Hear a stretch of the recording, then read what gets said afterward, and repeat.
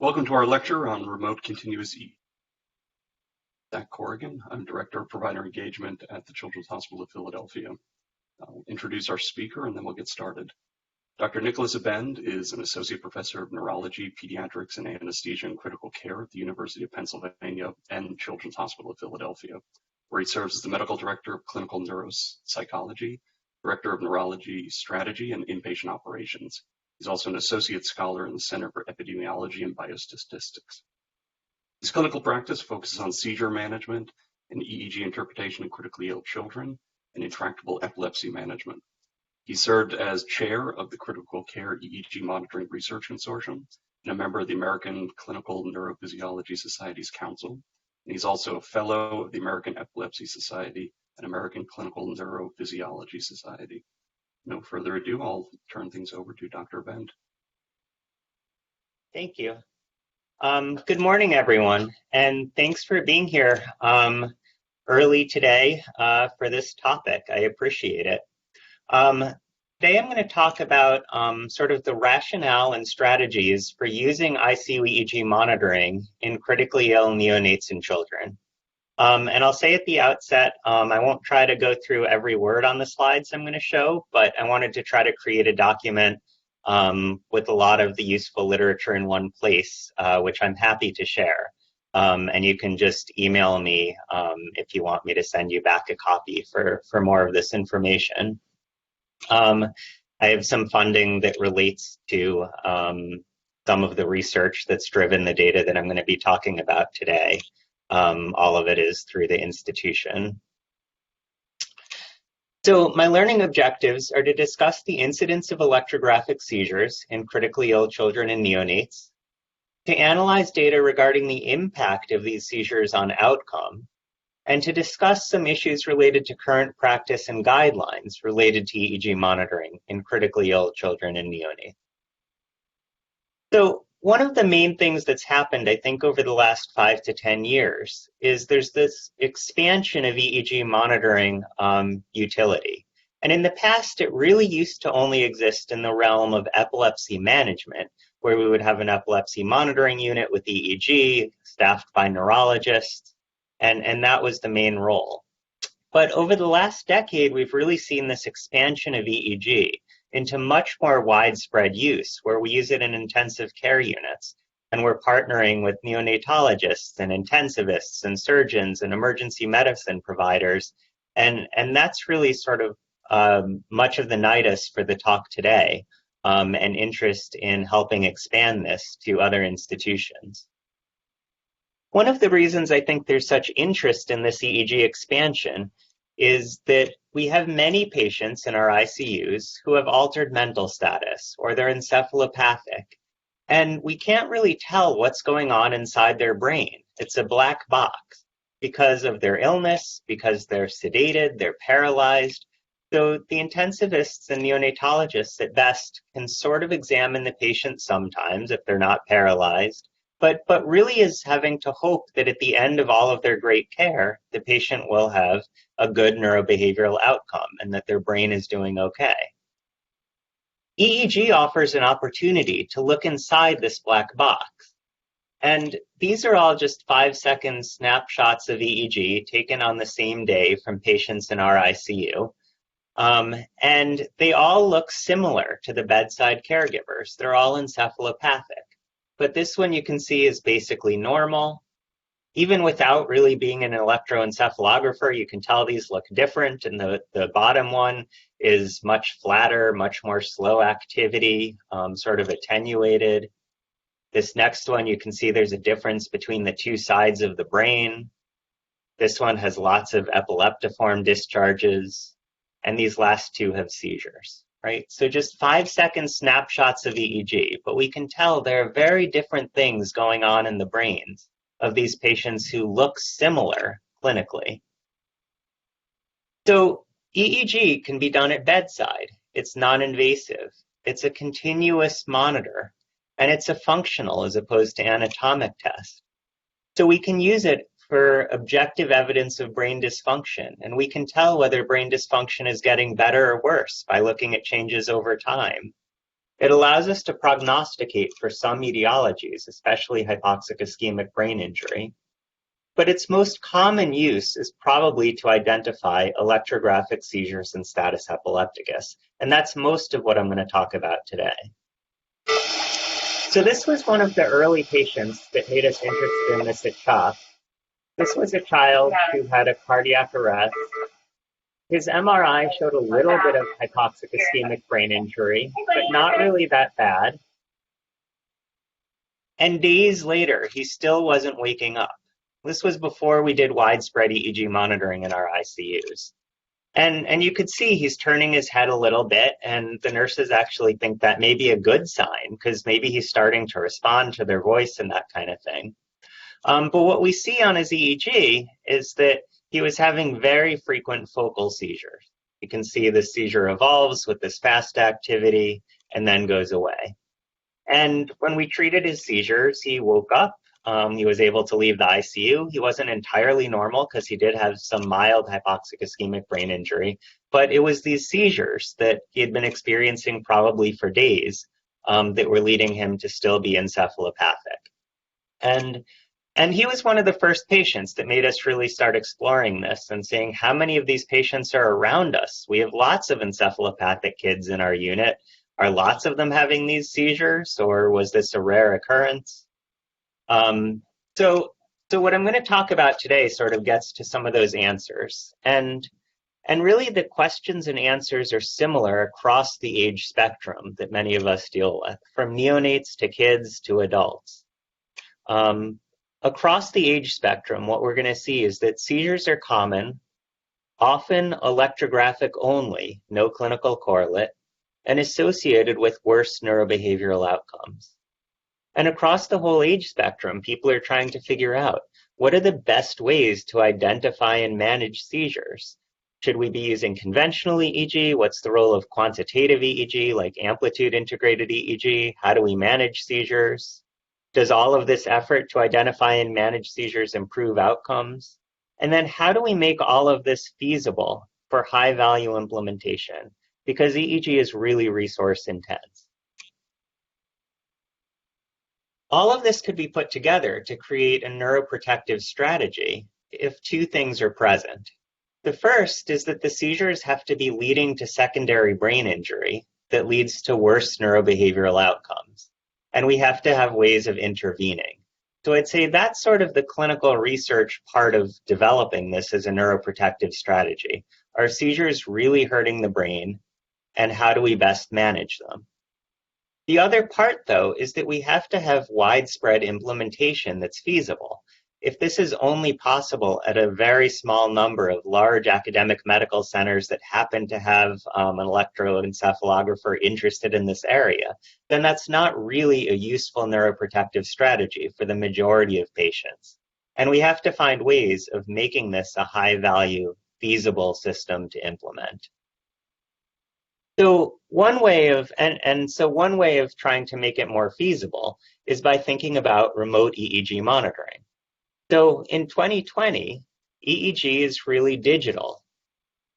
We acquire the data digitally, it goes to a central server, we have remote access to the data, and that means we're really using the same system, whether I interpret an EEG for a patient 50 feet away in the epilepsy monitoring unit, 5 floors away in our neonatal ICU, or 500 miles away at a regional hospital, right? It's all the same digital remote access systems that we're using.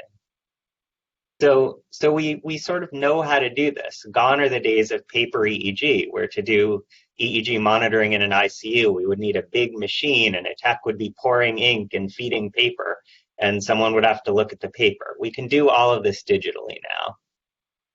And then separate from those technical issues, we've developed workflows that really allow us to do this in a more widespread manner.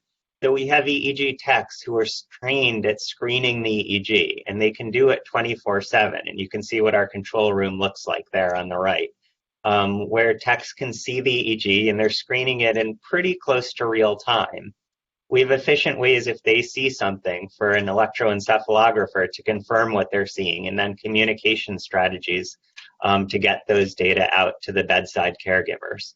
And again, it's really a similar approach, whether we are informing a neonatologist a couple floors below us that there are ongoing seizures, or a neonatologist in a different state.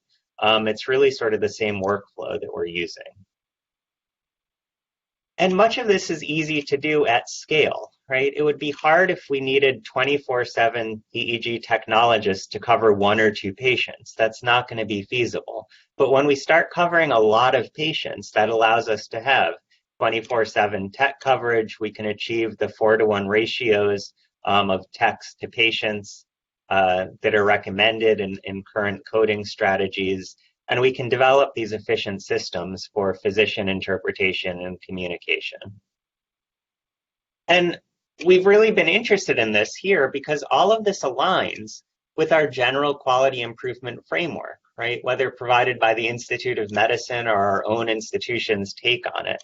If we can do remote EEG monitoring, we can reduce the time to needed care, right? Patients don't have to get transferred just to get a digital service that we could have provided at a different hospital. We can potentially improve outcomes if keeping patients from experiencing high seizure exposure leads to less secondary brain injury and better neurobehavioral outcomes. We can reduce disparities in care by providing similar care across lots of regions and institutions. We can increase our effectiveness and efficiency by developing more efficient approaches to this, instead of having to have patients transferred, which uses lots of resources and takes time. We can do this at the bedside where they are. And from CHOP's perspective, potentially we can keep kids out of our hospital, right? We always, until recently, have had a bed crunch. And so transferring patients for a service that we could have provided remotely doesn't make sense. So with all of those things in mind, we started a remote EEG monitoring program with 2 of our affiliates, Hospital of University of Pennsylvania and Pennsylvania Hospital, that are both linked to our neonatology groups. And we tracked the initial group of patients as a quality improvement study to see how things were going. So overall, as we were just rolling out this program, we monitored 76 babies over 27 months. I'll say that the volume has grown substantially as this has been rolled out for a longer period of time. And I think there were 2 main findings. The first is that it was technically feasible, and we had to develop the right workflow and get access to their systems so we could log in and that kind of thing. But once that was set up, it was very easy to do. And the EEG review and the communication with physicians really did work, just like it works at our main institution. The second main finding was that we were having the same yield from EEG in terms of the impact on clinical care as we were having at our main institution. So we identified electrographic seizures in about 1/4 of babies who underwent monitoring. And we had initially wondered, and people have thought in sort of, as they reviewed the literature in general, that maybe the high incidence of electrographic seizures in babies is because the studies that are reporting it are done at big tertiary care centers, and maybe those kids are sicker, and that it's a different cohort. But in fact, what we found is that since many of our affiliate neonatal units were taking care of the same types of babies as we were taking care of here, right? Mostly babies with HIE were the ones undergoing monitoring, that they had the same incidence of seizures. Most of these seizures were EEG only, wouldn't be detected by clinical observation alone, and they often had status epilepticus. And overall, the neonatologists determined that these data impacted clinical care for about 75% of neonates who underwent monitoring. So pretty high for a bedside non-invasive test, that either they were identifying seizures and treating them with anti-seizure drugs, they were determining that events that they really thought could be seizures were not seizures, and therefore avoided initiating and escalating anti-seizure meds with potential adverse effects, or they were using the information for prognostic decisions on what kind of care to provide. So we've developed this workflow, and I won't read through all of this, but essentially, a neonatologist or an intensivist at a regional institution, an affiliate, could decide that the patient needs monitoring. A local technologist could place the leads and start the machine running. And many of our affiliates do have local technologists available to cover the hospital, especially because many affiliates also have adult medicine and they use EEG and EEG monitoring. They just don't have people who can sit there 24/7 and screen the EEG. So this allows the local technologist to set it all up. It gets networked. Our techs take over screening the EEG. If there's some issue with one or two electrodes, it usually doesn't matter, or a bedside nurse is usually able to figure those out. Our techs keep screening. If there are no seizures, we talk to the affiliate doctor about once a day. If there are seizures or background changes or other urgent things or questions come up, then we can look at the study as much as we need and talk to them about the findings. And so it works pretty efficiently. At the end, a written report is generated each day. But for most of the urgent things, just like at our main hospital, we're not relying on a written report to come through. We're talking to the bedside caregiver and telling them what the study shows. And we've sort of developed a workflow. We've gone live with this now with enough institutions that we've kind of figured out the pinch points and the issues that are usually a problem in terms of the technical issues and physician and tech privileges at hospitals and things like that. So really the key thing is just sort of the initial steps of deciding, is there an indication for EEG? Is this a service that we want to provide? And is it something that would be really inefficient to provide using local resources, given tech and neurologist availability, which can be provided more efficiently by a system doing it at scale? That's sort of the introduction in terms of sort of the concept for remote EEG monitoring. And now I'm going to get into some of the data that underlie the utility of remote EEG monitoring. So we know that seizures are very common in critically ill patients. In neonates, probably about 2 per 1,000 babies have seizures, and there's a whole array of etiologies that cause seizures, including hypoxic ischemic brain injury, stroke, infections, and brain malformation. And we know that EEG is used increasingly for seizure diagnosis in this group for several reasons. The first is that, unfortunately, clinical and EEG data don't predict very well which babies are going to experience seizures, and a number of studies have shown this. A normal EEG is very predictive that seizures aren't going to occur, but babies with lots of other clinical risk factors and EEG patterns may or may not have seizures. A number of recent studies have tried to develop models to predict which babies are going to experience seizures, and they're somewhat useful, but what you can see is that if we try to reduce the number of patients who are going to need EEG, we will reduce EEG usage, but we're going to miss seizures in a substantial number of babies. So there's still work to be done in terms of these seizure prediction algorithms. This was just one example from the Boston Children's Group, and what you can see is that their model would reduce EEG utilization, right? The negative predictive value is 89%. But the sensitivity was 84%. Those were the false negatives, right? So those were the neonates who seized but would have been predicted not to seize and therefore wouldn't have undergone EEG monitoring. This was a similar study from the MGH group in Boston. And what you can see is that a couple of trends. The first is that if they had discontinued EEG at 24 hours, they would miss about 10% of neonates with seizures. So the first 24 hours is really the highest yield period.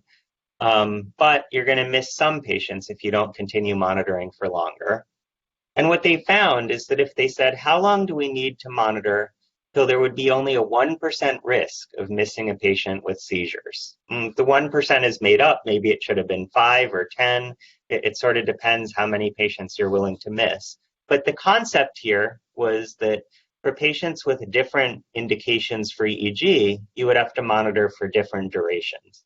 So if your indication was suspicious events, is this a seizure or not? You don't need that long for monitoring. If it's a patient with acute neonatal encephalopathy like HIE, the seizure timing is much more variable. Maybe you need longer monitoring in order to detect the majority of those seizing patients. The second reason that we use EEG a lot is that it's really hard to tell clinically which events are seizures and which aren't.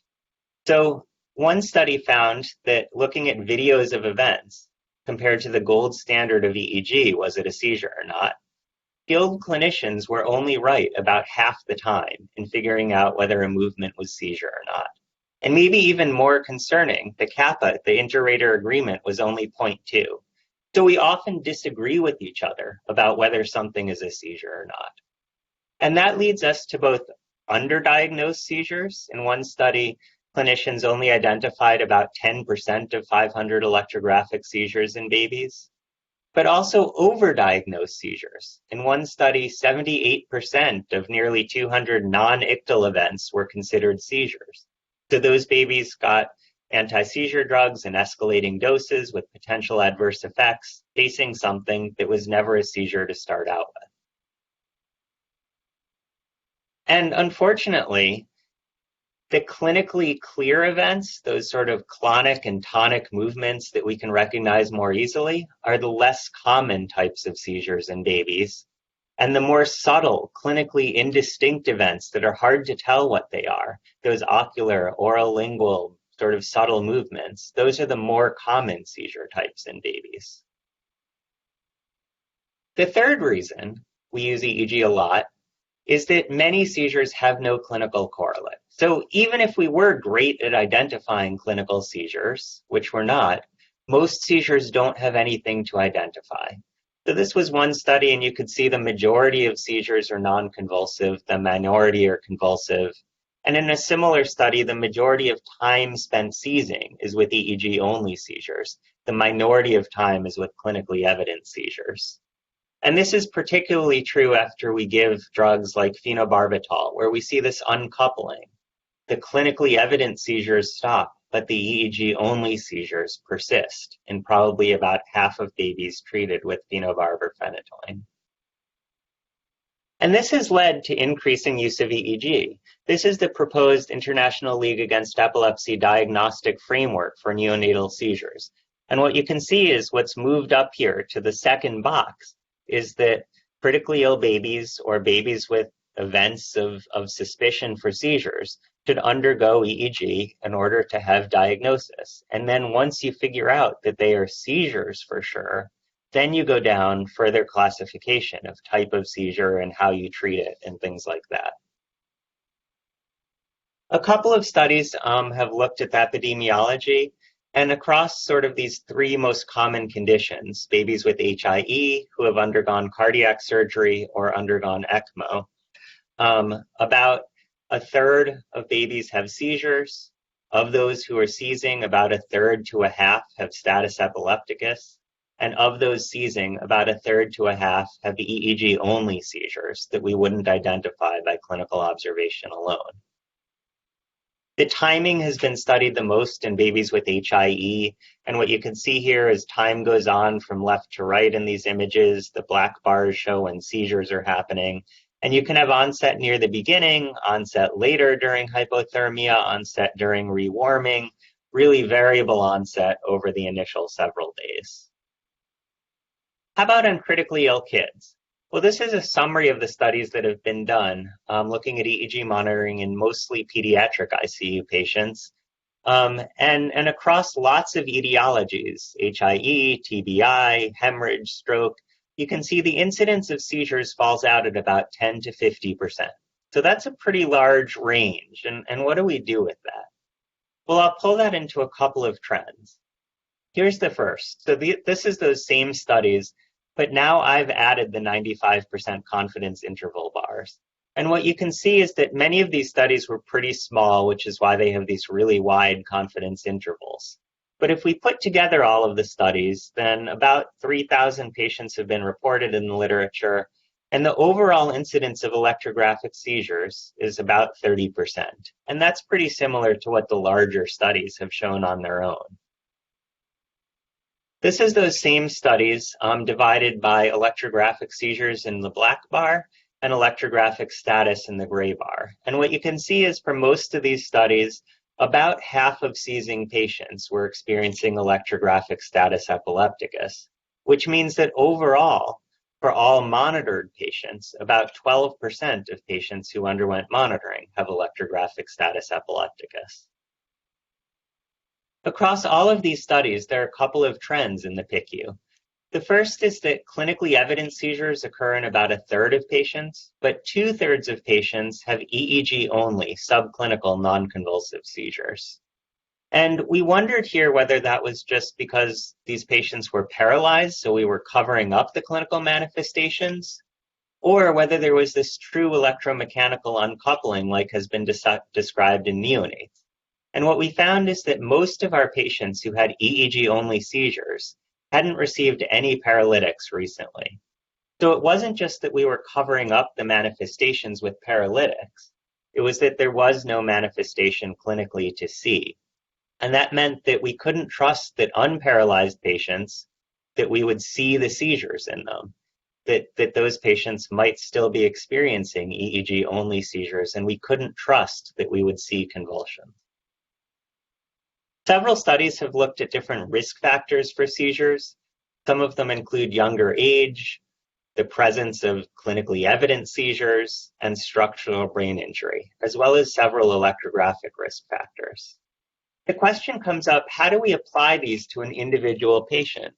What if they have some of these risk factors but not others? How do we use these to actually decide who should undergo monitoring? And so we've started to try to look at these prediction models. This is a recent study of 700 consecutive patients in our PICU who underwent EEG monitoring if they had acute encephalopathy. We found seizures in about 25%. And when we built this model, what we were able to find is we could get it down to just a couple of risk factors for seizures. You could see in terms of how well the model worked, it does separate patients who don't experience seizures and do, but you can see there's some overlap.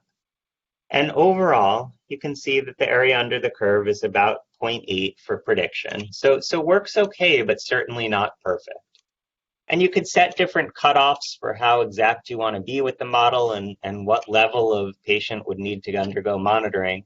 But if you set a pretty stringent cutoff, 0.1, you could see that you would cut your monitoring by about 30%, but you would miss about 8% of seizing patients. So is that worth it? It's a lot of resource utilization reduction, but you're missing some seizing patients. In reality, across that patient, that means 14 kids with electrographic seizures we wouldn't have identified. So it's a hard question to answer, right? Resources matter, and we have to have a high-value system, but also we'd like to identify seizing patients if we think it could be a neuroprotective strategy. So this has, at least here, led to a sense that this is probably too high a number to miss to really implement this kind of model. That the intensivists would say, you know, we want to help you be resource intense, but we don't want to miss 10% of our patients who are seizing. I'll come back to that model in a couple minutes, but let me switch gears for 1 second. The other issue is, how long do you need to monitor? So this is a summary of the studies that have looked at timing. And what you can see is that an hour of EEG identifies about half of seizing patients. 1 to 2 days of EEG identifies about 80% of seizing patients. So that's led us to say a routine 1-hour EEG in an ICU setting probably isn't all that helpful, because if they're seizing, we're going to say, well, now we need longer EEG in order to see if we can treat the seizures and if the seizures stop. And if they're not seizing, we're going to say, well, we probably only identified half in an hour, so maybe we need longer EEG to keep screening. And so we hardly ever get routine EEGs anymore. We usually go straight to EEG monitoring. And what most people report in surveys is that if seizures haven't occurred in about 24 hours, they stop monitoring.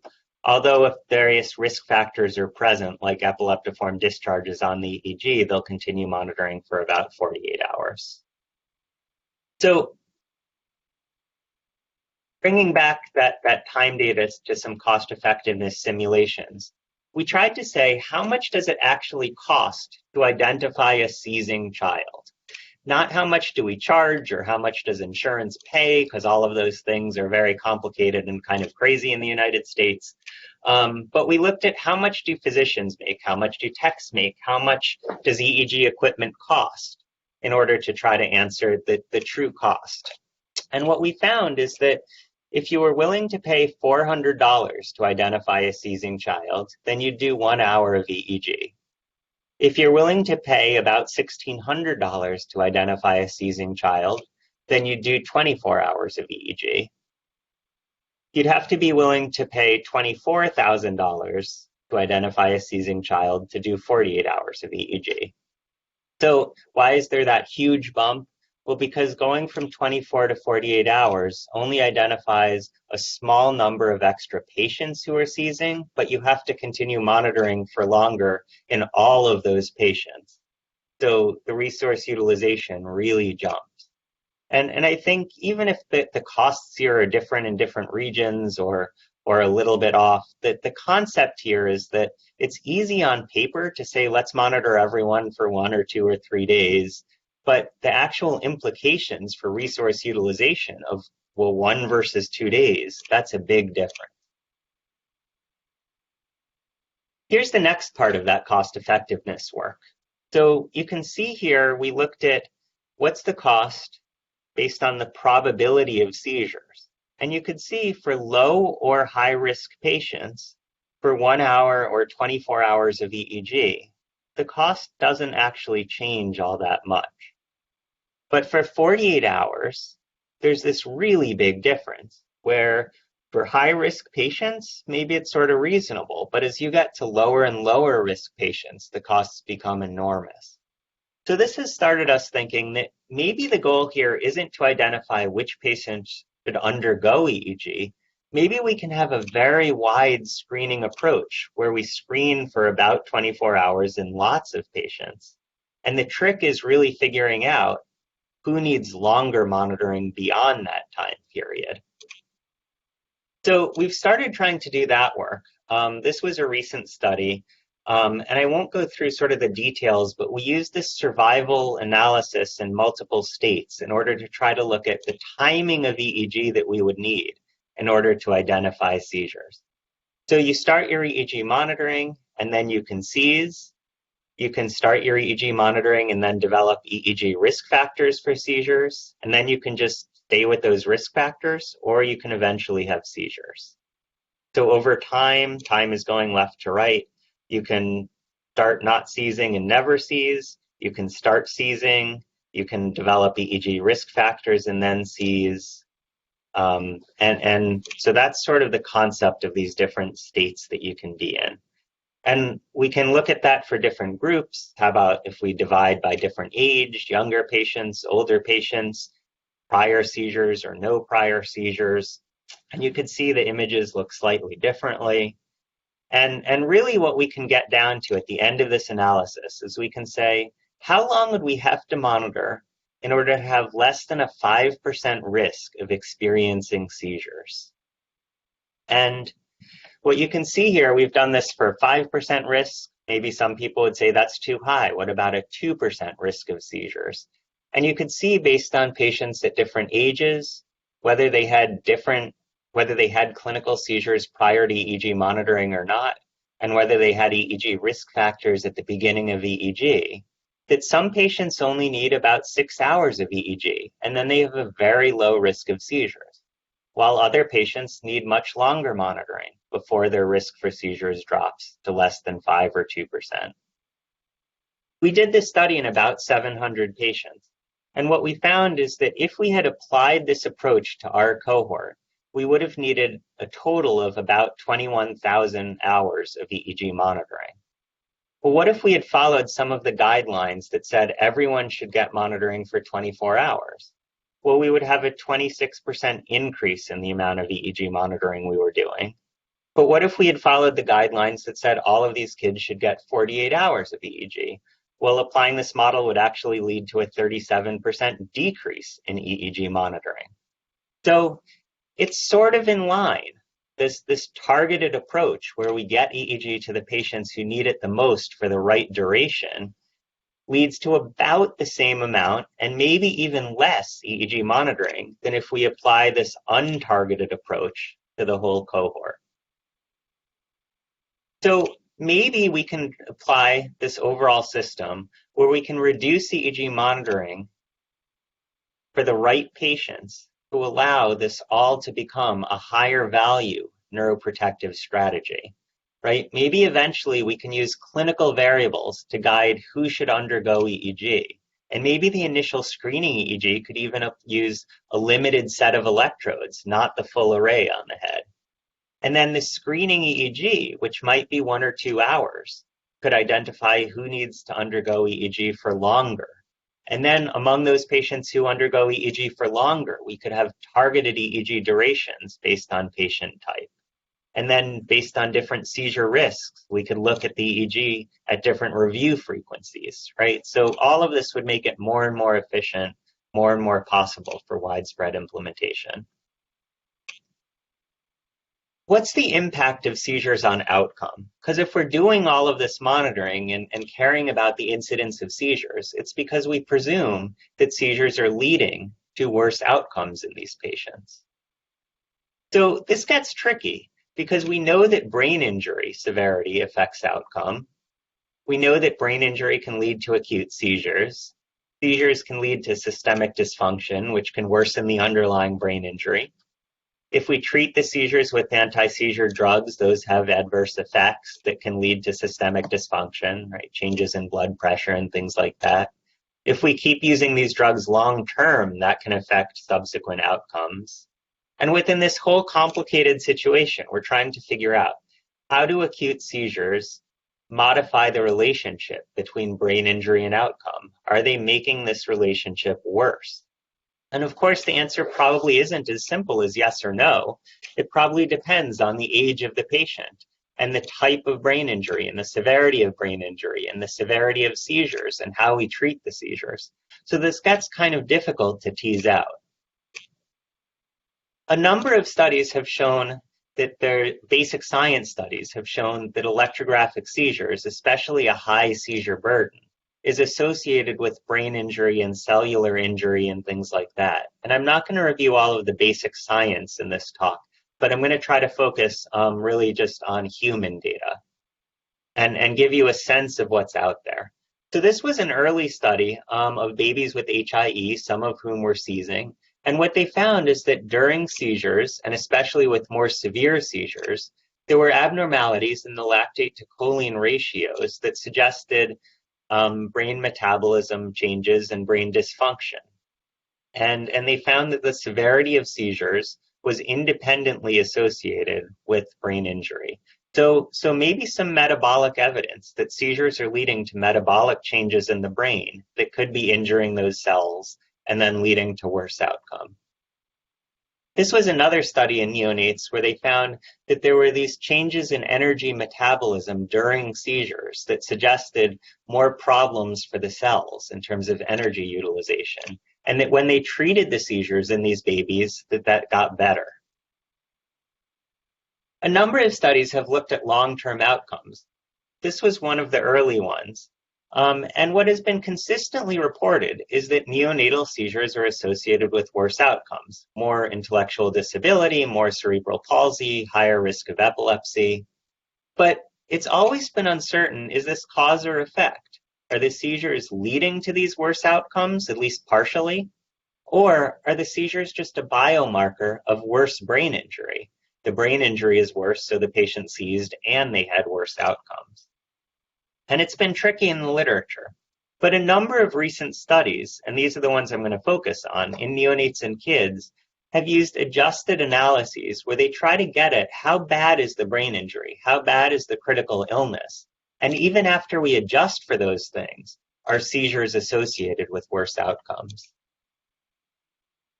So this was one study that looked at babies with HIE, and what they found was that if you had seizures, you had a higher risk for death, severe CP, not walking by 18 months, microcephaly, things like that. This was a study of clinical seizures looking at long-term IQ. So you already know from what we've talked about, there was probably some misclassification of which babies were seizing and which weren't because they didn't use EEG. But even with that issue, just clinical seizure assessment, babies with severe seizures, and even after adjusting for how bad the HIE looked on the imaging, and adjusting for various other EEG background characteristics thought to reflect severity of brain injury, patients with worse seizures had lower IQ at 4 years than patients with more mild seizures or no seizures.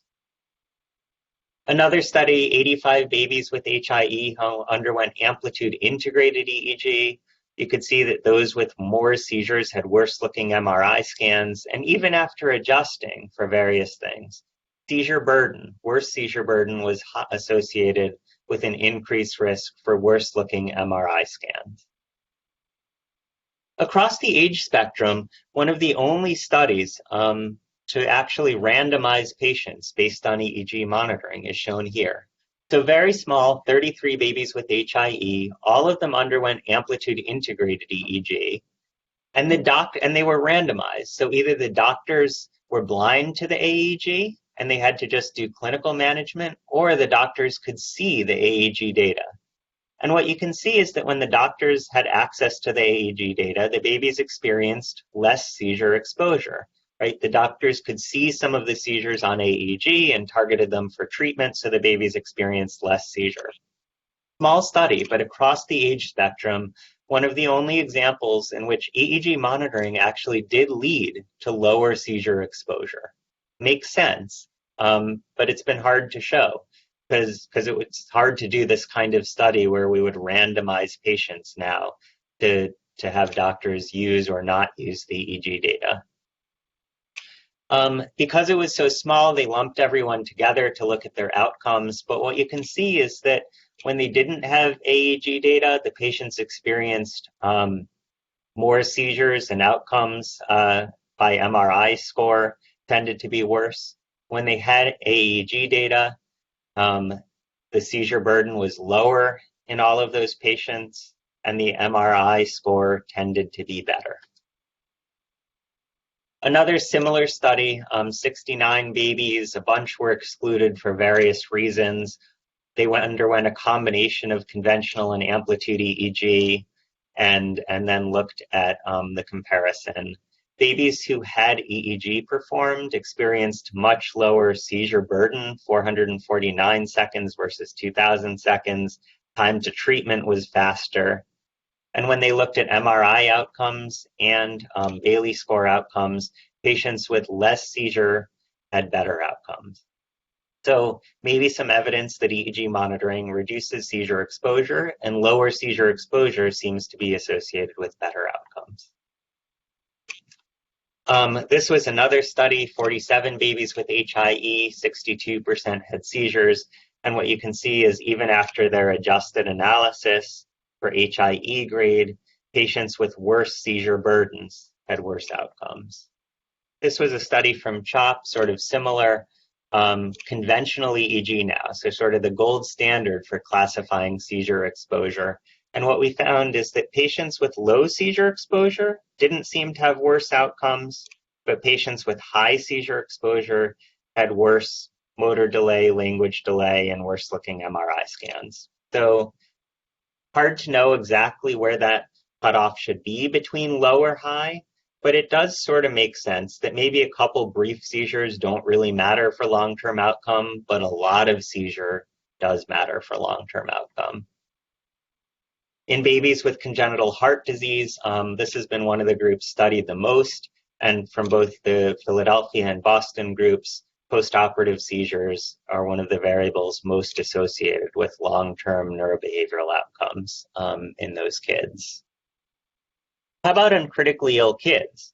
Well, this was one of the first studies we did where we found that EEG altered management in about 60% of kids who underwent monitoring. We found seizures and adjusted anti-seizure drugs. In about a quarter of patients, we found that events that people really thought were seizures were not seizures, so we avoided use of anti-seizure drugs. And in a small percent, we got urgent neuroimaging because of abrupt EEG changes. In terms of outcome, I'll just show studies that have looked at adjusted outcomes. So this study looked at kids and neonates combined. You can see adjusted for lots of characteristics related to brain injury and critical illness severity. And they found that EEG seizures were still associated with unfavorable outcomes. This was one of our first studies from CHOP, 200 critically ill kids, an adjusted analysis. And brief seizures didn't seem to matter, but status epilepticus was associated with higher mortality and worse PCPC score outcomes. This was a multi-center study from 11 institutions. Again, multivariate analysis. Seizures didn't seem to matter, but status was associated with higher mortality. This was from the Boston Children's Group, 400 patients, similar adjusted analysis. And again, electrographic status was associated with higher mortality. This was from the Toronto Sick Kids Group. Instead of scoring seizures as none, seizures, or status, they looked at how bad is the worst hour, how much of it contains seizures. So if you had a 20% seizure burden, that's kind of like saying the worst hour contained 12 minutes of seizure in that hour. And what they found is that as your maximum hourly seizure burden went up, your odds ratio for a worsening in your PCPC score went up. And across all of their diagnostic categories and ways of dividing the data, once you hit this 12 minutes per hour, it was associated with a worsening in PCPC scores. We looked at long-term outcomes just in patients who were normal prior to PICU admission. And what we found is that brief seizures didn't seem to matter, but status was associated at a median of 2.6 years of worse Glasgow outcome score for PEDS, a global functional outcome, lower pediatric quality of life scores, and a much higher risk of developing subsequent epilepsy, again, in patients who are normal without epilepsy prior to admission. The big caveat here is that all of these observational studies that have identified association between high seizure exposure and worse outcome were trying to manage the seizures, right? We didn't just watch these kids seize. We knew about the seizures and we tried to treat them. So there's sort of two different views to that. I think the more pessimistic view is, look, you tried to treat the seizures and they still had worse outcome, so maybe it doesn't matter. The more optimistic view is that maybe they would have had even worse outcomes if we had just let them all seize. Maybe some of those seizure patients would have been status patients. And with that higher status epilepticus, higher seizure exposure, they would have had secondary brain injury and worse outcomes. So maybe we were improving things, and maybe we just have a ways to go. Maybe we optimized management. If we could identify seizures quicker, treat them better, maybe we could make outcomes even better in these patients. So I'm not going to talk much about seizure management because that really could be an entire lecture in itself and would be different for neonates and critically ill children. But there is a whole literature on this and sort of an evidence-based approach to managing seizures when we identify them. A topic that comes up a lot is, what about quantitative EEG, such as amplitude integrated EEG? And here's sort of an example of what some of these quantitative trends look like. And the idea here is that maybe instead of looking at the conventional EEG, we could look at these types of trends in order to identify seizures. So again, this may be a way of making more widespread implementation feasible. The idea of quantitative EEG is that we can potentially use a limited number of electrodes. That makes it easier to apply. We can compress time, so instead of just looking at 10 seconds at a time, you can look at a couple hours all at once. And we can use these graphical displays in order to try to identify seizures. Overall, this may allow us to have a reduction in the amount of data we need to review. You can think if someone is reviewing 24 hours of EEG times 10 seconds per page, and you're clicking at about 1 second a page, it would take about 2.5 hours to review the entire 24 hours. So maybe condensing it with these trends would help. It simplifies the EEG, so we can engage bedside caregivers. That expands the EEG workforce, right? We don't just need techs and electroencephalographers, but bedside caregivers could look at these things. And so here's kind of what it would look like, right? This is the conventional way where I would look at 7 seconds of EEG and I would put in notations and I would count up how many seizures were happening. Or here's 3 hours of EEG, all shown on a screen. And so maybe now we could just count out quickly. Look, 1, 2, 3, 4, 5 seizures. Here's another example, right? Amplitude EEG on the top, density spectral array on the bottom. I won't go through now all the details of these different trends, but this is a common one used in neonatal ICUs. Some of these fancier trends may actually work even better. But the idea here is we could look at several hours on a screen and just say seizure, seizure, seizure. And I could click right here. I could look at the conventional EEG and I could confirm, yep, that's a seizure. And then maybe I don't need to look at all of the conventional EEG. We could just say, yeah, still seizing. We need to give more medicine. This screen makes it look pretty nice and easy. This is what we often encounter in clinical practice, right? So based on what I just said, maybe each of these is a seizure. They could be, but in fact, each of these is just artifact, right? The amplitude technique can't distinguish between an amplitude increase that's seizure and an amplitude increase that's due to artifact. So all of this is artifact. Same image, can look back here. My eyes were not drawn to these at the beginning, but maybe each of these is a little arch or a little flame on these quantitative techniques, and in fact, each of those are electrographic seizures. So what you can see is these techniques may lead to false positives or could lead to false negatives.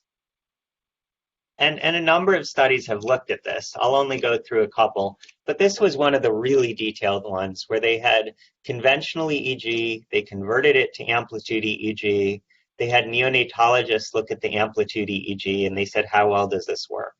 And they found that amplitude EEG identified about 40, a small percentage of records with seizures and a small percentage of individual seizures. So it wasn't working perfectly. And here is a summary, a systematic review of 10 studies that were similar to that one I just showed, total of 430 babies. And what you can see is that the sensitivity and specificity without raw EEG is 39 and 90%. If you have the raw EEG that you can look at in order to help you understand and confirm, it goes up 76 and 85%. So these techniques are sort of useful, but they're certainly not perfect, and we can miss seizures or identify artifacted seizures. We've looked at this as well in the pediatric ICU group, and across a number of different ways of using these techniques, and whether reviewed by doctors or nurses. Again, you can see that overall these quantitative techniques may miss seizures and may identify artifacted seizure. So at least our take here has been this is a really promising area for research, but it isn't quite ready for prime time to use on its own. We can get better at it by having more experience using it, by changing different things about the display size, but unfortunately some things just are hard to improve. For example, a focal seizure that isn't under the limited electrodes that we may record with these techniques isn't going to get seen.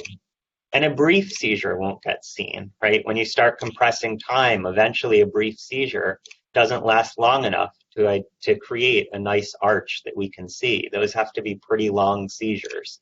And that's problematic because especially in neonates, most seizures are pretty brief.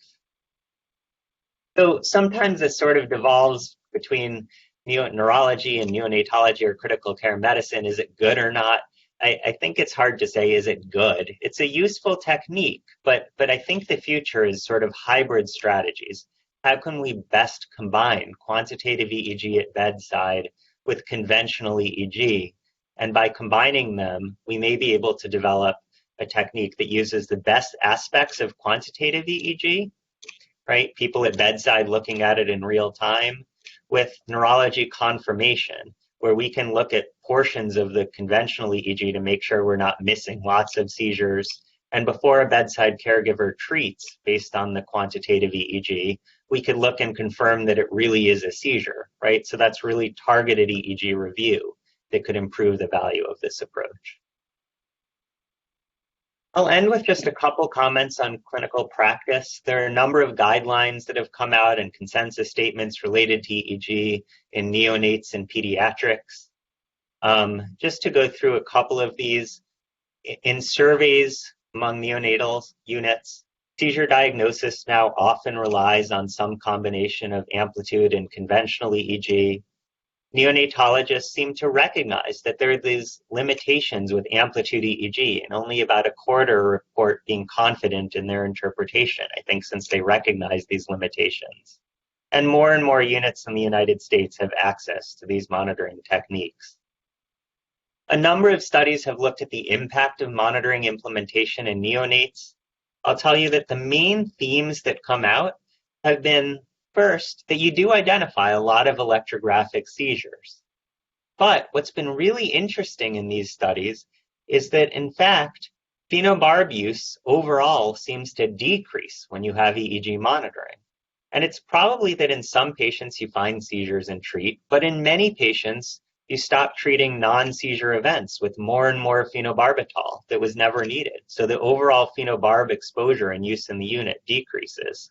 And since we're not sedating and treating for events that weren't seizures, the overall length of stay decreases. Similar in this study from Alberta Children's, there was an increase in seizure detection, but there was actually a decrease in the number of babies who are discharged on a seizure drug and an overall reduction in phenobarb dosing. Similar study from Johns Hopkins. So the ACNS has a guideline on monitoring use. They recommend monitoring to figure out if events are seizures or not, and to identify seizures in high-risk populations, like babies with HIE or babies undergoing ECMO or with congenital heart defects. They recommend monitoring for about 24 hours when screening, identifying multiple events to figure out if they're seizures, and that AEG can be useful, but really conventional EEG is the gold standard. The World Health Organization has a pretty old statement now, 2011, that recommends that all seizures should be treated, that clinical seizures should be confirmed with EEG, and that where EEG is available, all electrographic seizures, even without a clinical correlate, should be treated. The AAP has a statement that for babies undergoing hypothermia for HIE, there should be some EEG technique, AEG or conventional EEG, for seizure detection. And in kids, similar issues. So I'll skip a couple of these, but broadly, there's been a quick increase in EEG monitoring in pediatric units. Over 1 year, we found that 30% increase in the number of patients undergoing EEG at large institutions in the United States. And the ACNS has a guideline statement about EEG monitoring in kids and adults. They recognize that this has to be guided by local resources and local indications and things like that, and that we should have written pathways in order to guide our use. It should ideally be available 24/7. That we should use EEG to diagnose non-convulsive seizures and figure out if paroxysmal events are seizures or not, and that we should use EEG in order to help assess therapy of seizures. Have the seizures stopped or not? So patients with persistently altered mental status, patients with supratentorial brain injury of many types, hemorrhage, TBI, infections, HIE, ECMO, sepsis, patients with fluctuating mental status, unexplained alterations in mental status. You could see these consensus statements cast a very wide net for the number of patients who should undergo EEG monitoring. That we should have all of this supervised by someone who has experience in critical care EEG, and we should follow certain technical standards when we do this. The Neurocritical Care Society has a similar guideline that says that status is 5 minutes or more of clinical or electrographic seizure activity. They're lumping together clinical and electrographic seizures and recommending that we should treat until all electrographic seizures are halted. Well, if a patient with convulsive status may have persisting electrographic seizures, we wouldn't know that without EEG monitoring. So they recommend a lot of EEG monitoring in patients who had clinically evident seizures with persisting encephalopathy, and they suggest 48 hours in all of these patients. Their indications are recent seizures without a return to baseline in 10 minutes. Well, that's a lot of kids. Intracranial hemorrhage, TBI, epileptiform discharges, coma of any type, and then any patient with suspected non-convulsive seizures. So again, you can see casting a very wide net. Overall, we've tried to develop this into pathways where we simultaneously conduct clinical research, do quality improvement at our own institution, and then try to implement this work in a more widespread way. So we've sort of had this multi-part approach as we've developed this operation here at CHOP. Our ICU EEG monitoring pathway and most of CHOP's pathways are all available online. If you just search EEG monitoring in CHOP, it's the first thing that comes up. But basically it goes through our indications for EEG, all of the different staff roles, who does what, how long we monitor, when we discontinue, things like that. And we've actually built this into lots of our order pathways. So for example, kids with TBI or cardiac arrest or babies with HIE, part of the overall order sets include ordering EEG monitoring as part of the care plan. So to summarize what we've seen, EEG-only seizures are common in critically ill neonates and kids. Monitoring for 1 or 2 days will identify seizures in most of these patients, but we can get more targeted, I think, over time as we develop prediction models to better use our EEG monitoring resources. We've seen that high seizure exposure is associated with unfavorable neurobehavioral outcomes, even after studies that have adjusted for brain injury severity and critical illness severity and things like that in different ways.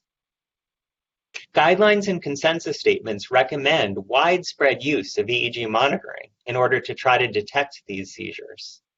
And we've seen that prediction models and quantitative EEG, if we further develop them, may allow us to make all of this a much more efficient operation. I think what we're going to see in the next several years is a transition from many studies that have shown seizures are common to more of a focus on how do we most efficiently identify these seizures and manage them? What are the best management approaches? So that's kind of an exciting place to be now in this line of work. And overall, I'll end with this, that maybe we're developing a neuroprotective strategy here, that it can be tempting to say, these kids have bad brain injury and that's going to determine all of their outcome. But I think the more hopeful view and what we're learning in neurocritical care in general in the last decade has been that we probably are not going to have one neuroprotection pill that we can give to everyone and it saves the brain. What we're going to have is lots of neuroprotection approaches, right? We can manage the blood sugar right, the blood pressure right, the temperature right, and maybe we can manage the seizures right as well. And that each of these things will improve outcomes by a little bit for some of our patients. And if we put together all of these approaches, we'll really have a useful neuroprotective strategy for many of these kids. So with that, I'll end. We have a large critical care EEG and seizure program that encompasses really our epilepsy program, our neonatal program, our neurocritical care program. There are a group of us who are really interested specifically in seizures and EEG in critically ill patients. And we are happy to be here to help in any way that we can going forward. So thanks again for tuning in. I hope this has been useful, and I'll turn it over to Zach again. Fantastic. Well, thanks for the wonderful lecture. We do have time if there are any questions. You have a Q&A button where you can type in any questions directly, and then we can read them off for Dr. Bend. Dr. Bend, I'll have one question for you while folks are maybe considering their questions. Do you think that there's any geographic limitations for this sort of remote monitoring approach? You know, we have some folks on from international audiences. Do you think this is something that could be done across borders, or yeah, sense of the geographic limitations? Yeah, I think at this point it really doesn't matter. That the way it works is that there's a machine at bedside that basically saves to a central server, and then we can log into that central server. and see the data. And if we are reviewing it and we see an abnormality, we call the bedside caregiver in order to tell them about it and decide what to do. So really, so much of it now is digital that whether we're doing it for a bed down the hall or a couple floors distant from us in the hospital or a different country, I think really the workflow and the technical issues are very similar. And there's no reason that we couldn't do it anywhere.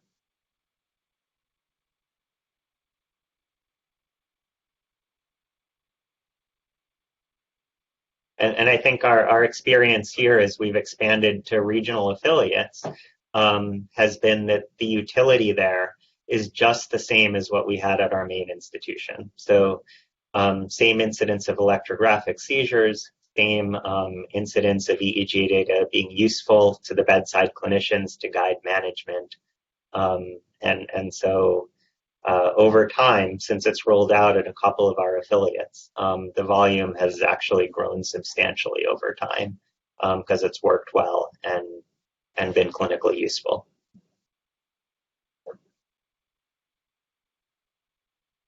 Fantastic. We'll sort of pause for another 10 or 15 seconds, see if there's any other questions.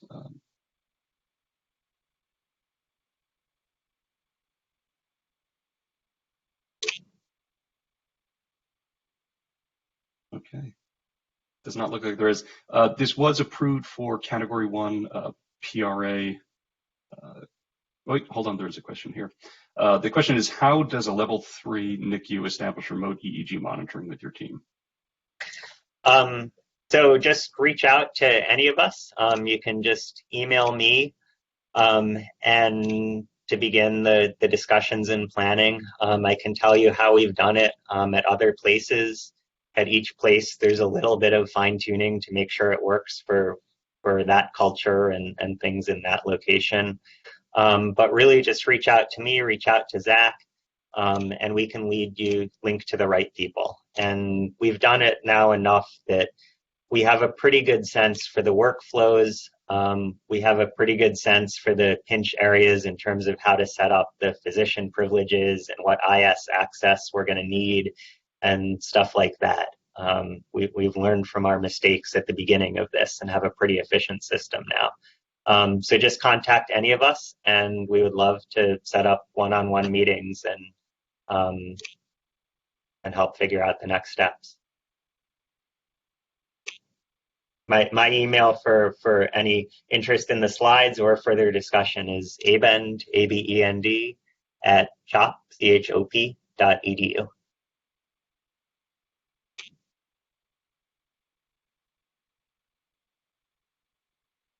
All right.